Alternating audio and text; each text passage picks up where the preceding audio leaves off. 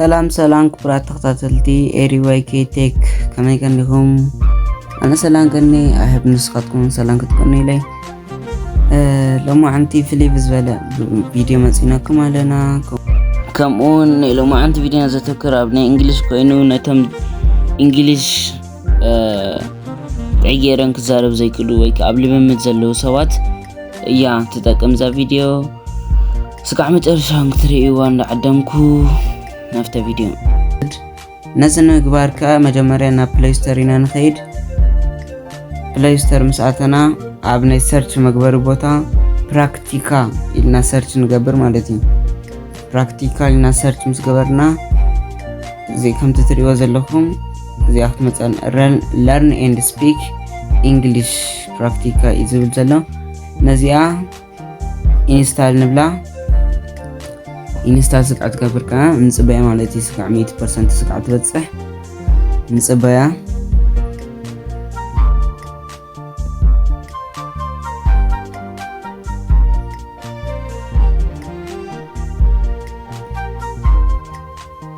እንደትሪኦ ዘለኹም 100% ሕጂ ኮይናላ ኢንስታል ትገብራላ።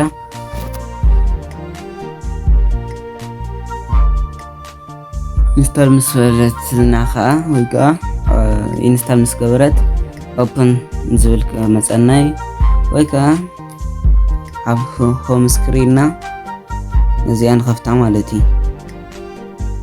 እንዳ ዘወረድናያ ኢንስታል ዝገበርናያ ንዓታ ኣፕሊኬሽን ንኸፍታ ብዙሕ ሕቶታት ይደምፃልና። ነቲ ሕቶታት ከዓ ብምምላስ ናትና እንግሊሽ ሌቨል ናክፈልጥ እኽእል እዩ። መጀመርያ ሽዑ ኣብ ዝቐፂልና ጌት ስታርትድ ትብል ንጥውቓ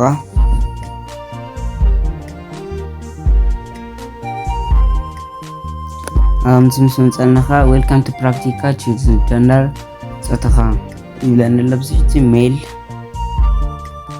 ድመኻ ኣብዚ ዕድማን ክተቐምጦ ዝኽእል ኢኹም ወይ ከዓ ፕሬፈር ናትሰይ ትብሉ ትኽእል ኢኹም። ንኣብነት ሕጂ ኣነ ኣንደር 18 ወይ ከዓ ኣንደር ኤጅ ይብሎ።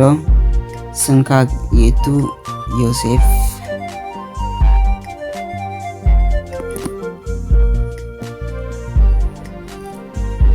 መበቀልካ መበቀሊ ቋንቋኸስ እንታይ ወይ ከዓ ኣፍ መክፈቲ ቋንቋኸስ እንታይ እዩ ይብለና ኣሎ። ኣብዚ ሕጂ ትግርኛ ስለዘየለ እንግሊሽ ነቱ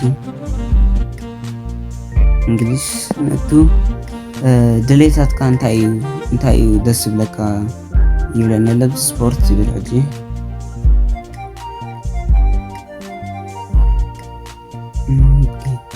እንግሊሽ ንክትመሃር ዋና ዓላማኸስ እንታይ እዩ ይብለና ኣሎ። ሕጂ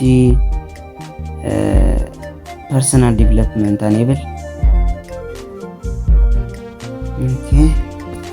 ኣብዚ ቀፂሉ ከዓ ኣብዚ ከዓ ምርጫ ክበና እዩ ወይ ከዓ ፕሪፈር ሓደ ፕሪፈር ንገብር ንኣብነት ሕጂ ሶሻል ኔትወርክ ኢለ ኣለኹ። ቅድሚ ሕጂ እንግሊሽ ተማሂርካ ዲኻ ኢለኒ። እዋ ተማሂረ። ላንጉጅ ስኩል ተማሂረ ይብል ወይ ከዓ እንተ ዘይተማሂርካ ከዓ ኔቨር ትብል ማለት እዩ።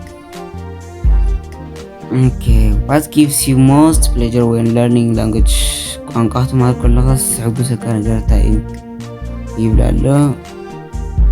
ወይ ከዓ ክተፅንዖ ትደሊ ኣብ እንግሊሽ ወይ ከዓ ኣብ ቋንቋ እንታይ እዩ። ኣነ ሕጂ ከምቶም መበቆለኛታት ዝዛረቡ ሰባት ክዛረቡ ይደሊ እንታይ ኢለ አንደርስታንድ ኔቲቭ ስፒከርስ ወይ ከዓ ከምቶም መበቆለኛታት ክርዳእ ይደሊ እንግሊሽ። እንታይ ዓይነት ስኪልካ እንታይ ዓይነት ክእለትካ ክተዳብር ትደሊ ኢለን ኣሎ። ኣብዞን ሕጂ አንደርስታንድ ኔቲቭ ስፒከር ይብል ናይ ሕጂ ዘለኻ ክእለት ናይ እንግሊሽካስ እንታይ ይመስል ኢለን ኣሎ። ካብ መጀመርያ ክጅምር ተደሊኻ አይ ካን ሴይ ሄሎ ኤንድ ሴይ ማይ ኔም ትብል ኣብዚኣ ትጥወቓ ማለት እዩ። ካብ መጀመርያ ክንጅምር ተደሊና ተዘይደሊኹም ከዓ ካልእ ኣለኩም ማለት እዩ።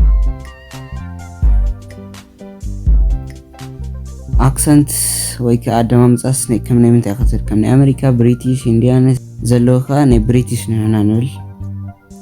ኣብ መዓልቲ ክንደይ ደቂቕ ክተፅንዕ ትደሊ ልካሎ 50 10 15 13 ኣሎ 10 ደቂቕ ንብል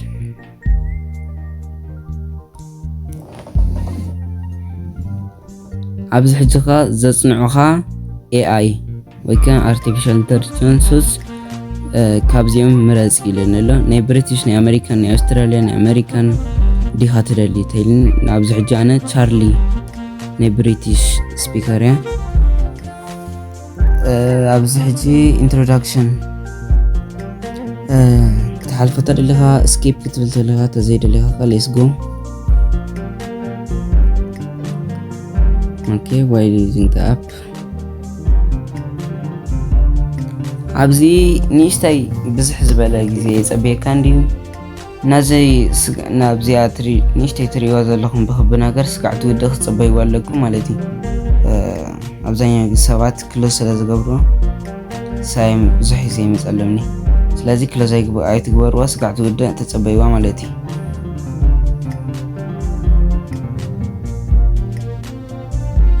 ኣብዚ ስጋዕ ሚቲ ቆፂራ ድያላ